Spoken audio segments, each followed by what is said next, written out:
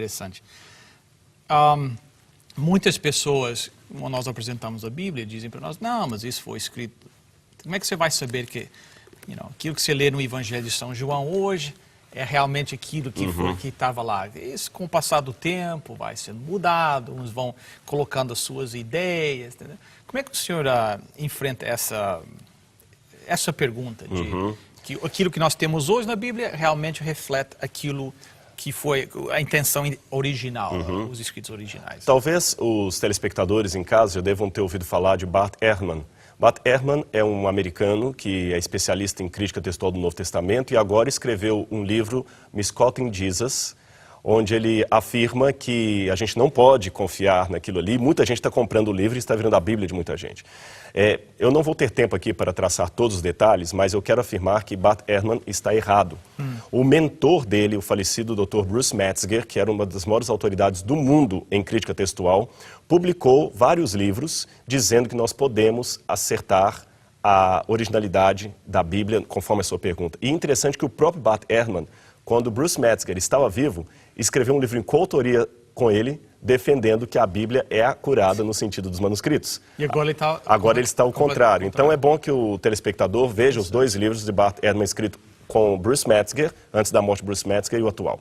Mas dando alguns exemplos assim simples, a papirologia tem provado, através de vários estudos, que nós podemos traçar com precisão 90%, 99% quase, da originalidade do Novo Testamento. Eu colocaria 1 ou 2% de textos que nós não temos certeza como era original, mas são textos que não atrapalham. Vou dar um exemplo aqui.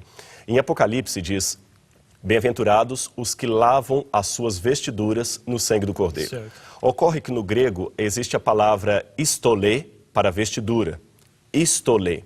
A palavra para mandamento é entolê. Veja, entolê, estolê. Mandamento, veste. São palavras muito parecidas. Certo. Algum copista cometeu um erro e trocou uma palavra pela outra.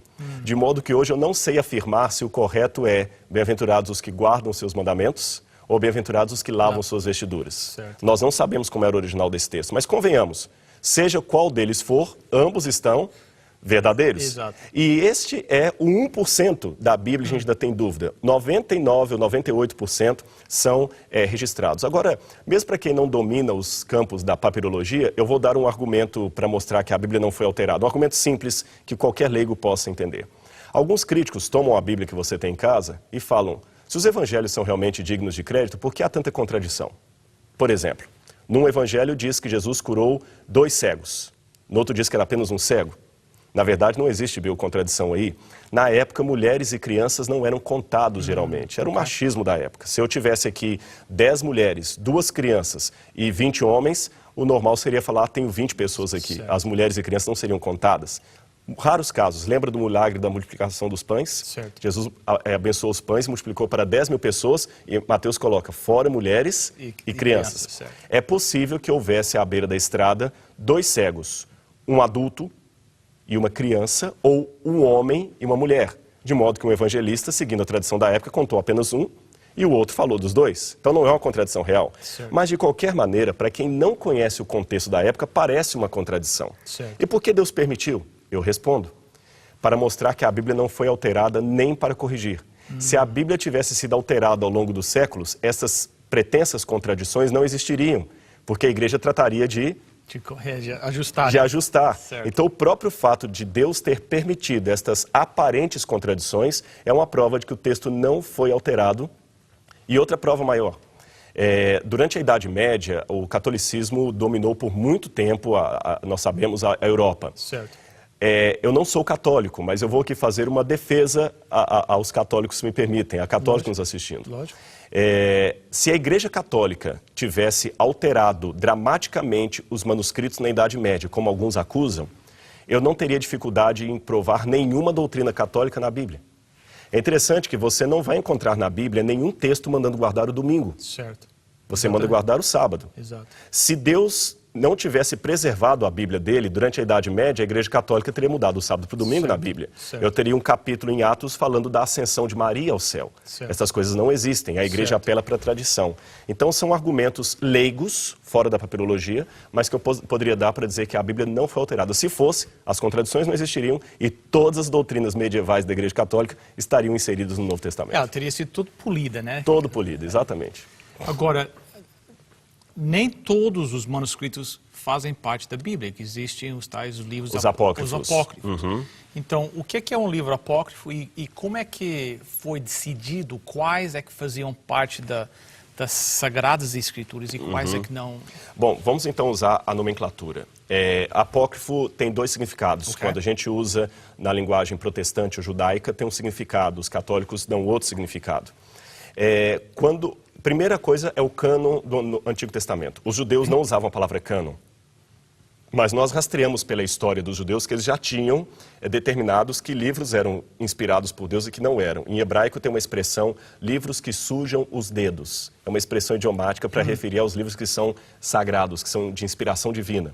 Então os judeus produziram muitos livros, mas nunca consideraram sagrados. Por exemplo, havia o livro de Enoque, pseudepígrafo de Enoque, mas nunca consideraram um livro sagrado.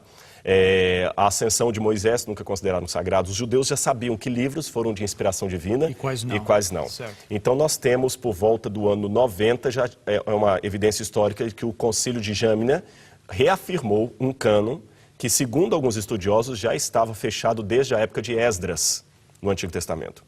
Na época de Jesus falava-se da Tanar. Tanar seria a Torá, a lei, os profetas, Nabi, e também os escritos. Ketibim, né, a Tanar, que eles falam. Então, seria a divisão da Bíblia do Antigo Testamento. Os cristãos já receberam esta parte da Bíblia pronta, fechada. Certo.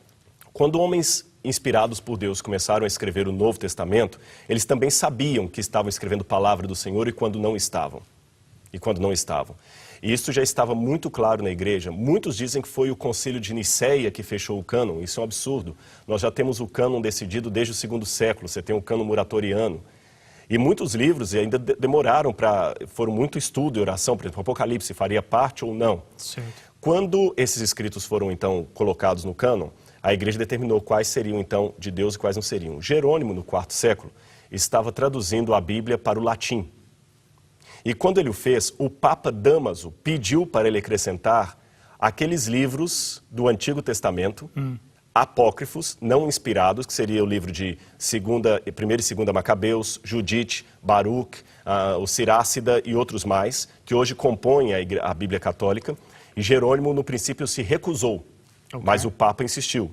Então, Jerônimo acrescentou aqueles livros não inspirados, mas colocou uma nota.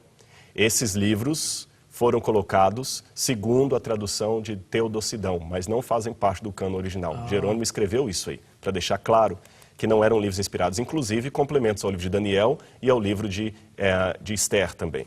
Não eram partes inspiradas da Bíblia. Esses livros, a Igreja Católica chamou-os de deuterocanônicos. Então, a própria Igreja reconhece que foram livros que ela canonizou no segundo processo. Okay. A palavra apócrifo vem do grego apókrofos, significa aquilo que é escondido, que é oculto. Por quê? Porque são pessoas que realmente escreveram no anonimato, ou valendo-se do nome de uma outra pessoa, ou trazendo memórias. Os livros apócrifos podem conter informação histórica valiosa. Por exemplo, o livro dos Macabeus conta o que os judeus passaram ali no período intertestamentário. Então eu estudo os livros apócrifos como história, mas não como fonte de doutrina. Interessante.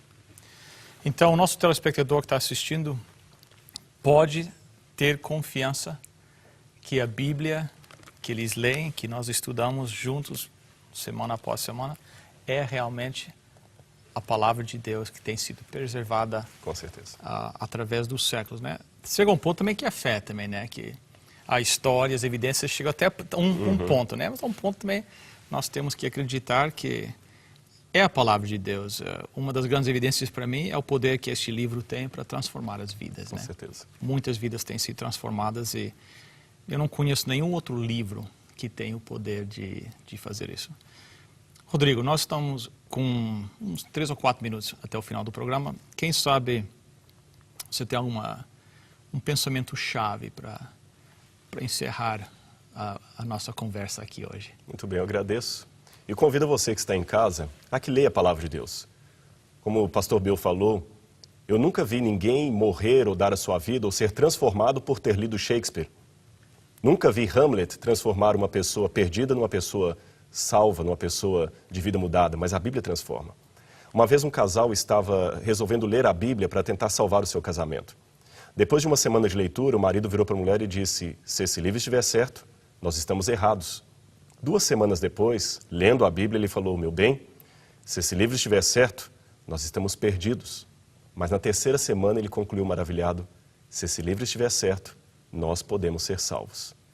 E eu informo para você com toda a convicção da minha vida, esse livro está certo e nós podemos ser salvos.